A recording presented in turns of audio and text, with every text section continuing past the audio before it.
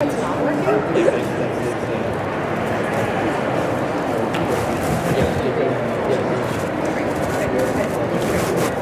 Sorry, to check on the schedule.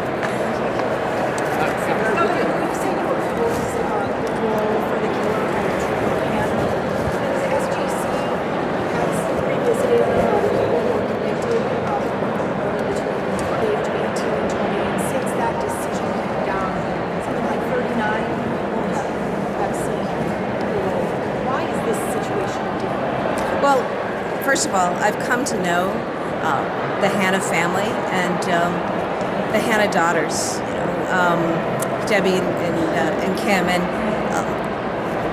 the highest honor given to law enforcement in Massachusetts is named after Trooper Hanna, their dad. And Trooper Hanna represented the very best in law enforcement and the sacrifices that law enforcement make every day when they go to work, knowing that really bad things can happen, and sometimes you're going to pay the ultimate price. And so having supported the Hanna family and understanding what that award means, understanding what Trooper Hanna's service is all about and how he exemplifies the very best in law enforcement, that's part of it. The other thing is this: killing a police officer is a heinous crime, and that's why Trooper Hanna's killer should not be released. Governor, are you trying to avoid a Willie Horton situation? A what? A Willie Horton situation? I just said why this is so important to me. A little later this afternoon, I'm going to go to Uxbridge, actually to attend the wake of the Uxbridge police officer killed last week. I have made a commitment to public safety a top priority since I've been your Attorney General and now as Governor, and I'm going to continue to do that. And I stand by the men and women in law enforcement who go to work every day in a way different from a lot of us, where they don't know what's going to happen to them. And, they put themselves on the line and are at risk. And they deserve our respect, they deserve our honor, they deserve our thanks. And there's a process laid out through parole and the courts. That process is being followed.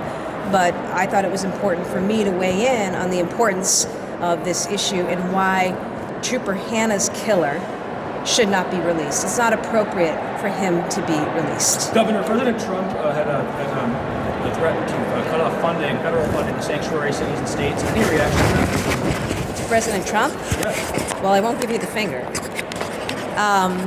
Look, what's going on right now with ICE in this country is horrifying. I say that as a former prosecutor, attorney general, somebody who put away bad guys. I've said from the beginning, if you want to put away bad guys, if you want to come into communities, work with governors, work with AGs, work with local law enforcement to do that, you've always had support.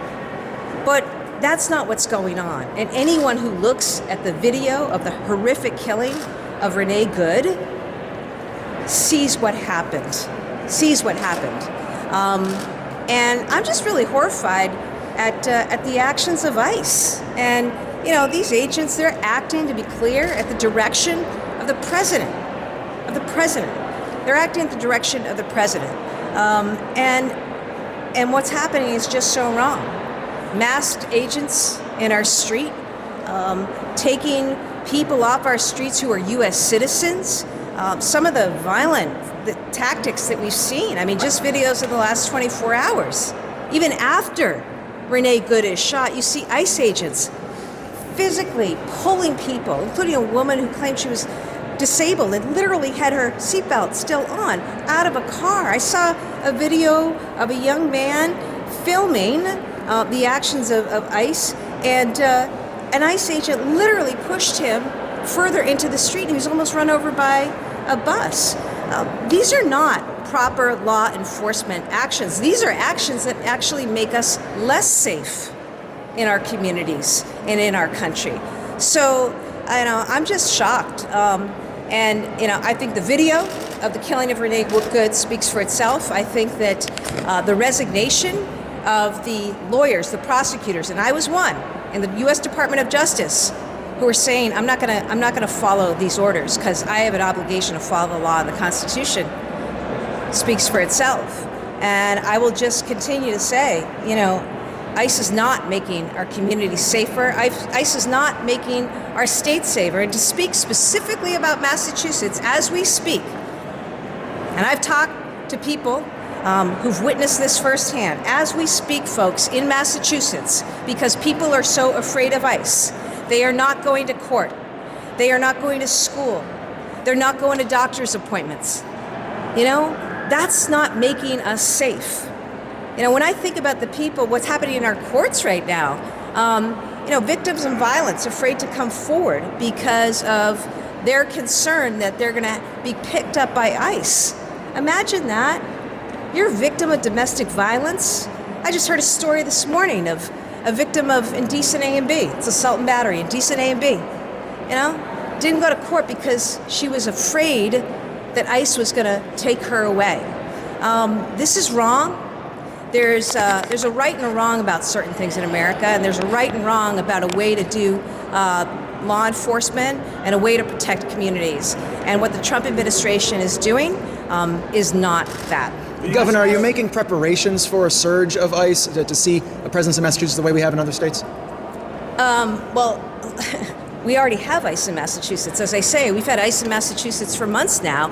And, unfortunately, their actions have led to, as I just said, people are terrified. They're scared to death. They're not going to school. They're not going to work. They're not going to their doctor's appointments. They're not going to court when they're a victim of a crime.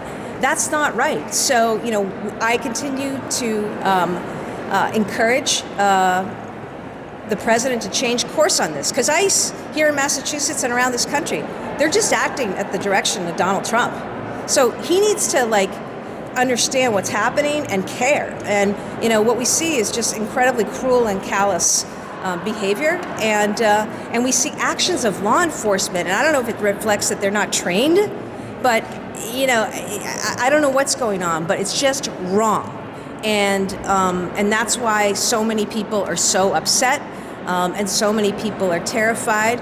And as governor, I will do everything I can to follow the law and to protect the safety and well-being of residents in Massachusetts. And I will stand up to Donald Trump as we need to, as I've done before.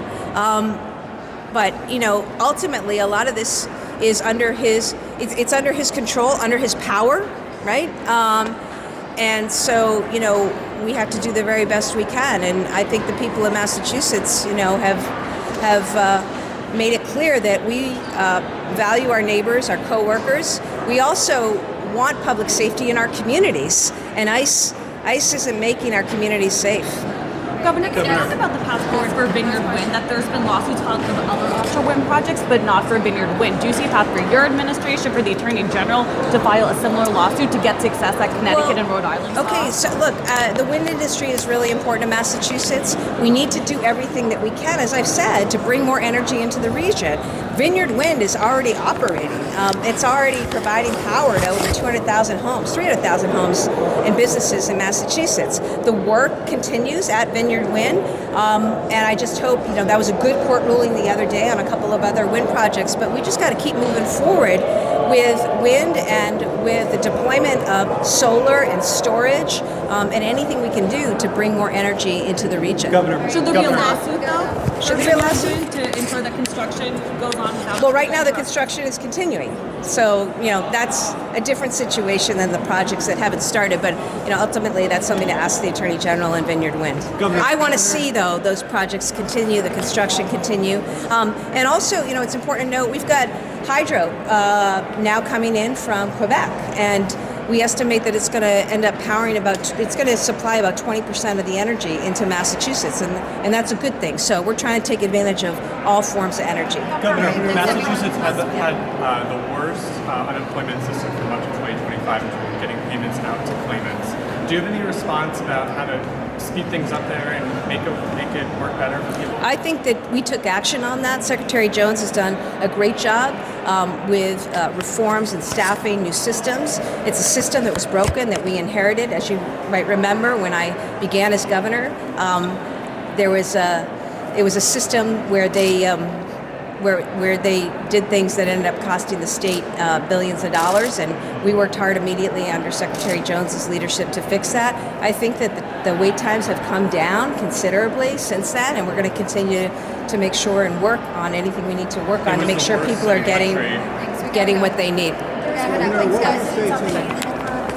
are dealing with a power outage. Yeah. Their condo association told them they have to leave, and they're not helping them financially with that. Do you have an opinion on that? Do you think they should step in? Look, I just saw that, Sherman, and I'm going to reach out to the CEO of National Grid now. They've been on the scene, I know, working to address this. I don't know the circumstances behind it, but certainly we'll do everything as an administration to support those people in what they're dealing with right now, and I know the utility is there on the ground. Just one more. What would you say to the auditor who says there was a failure to provide transparent accountability when it comes to the audits of the Holyoke Soldiers home? The auditor, as I understand it, she was doing a review, the office was doing a review of a period of time in the past that's been well detailed.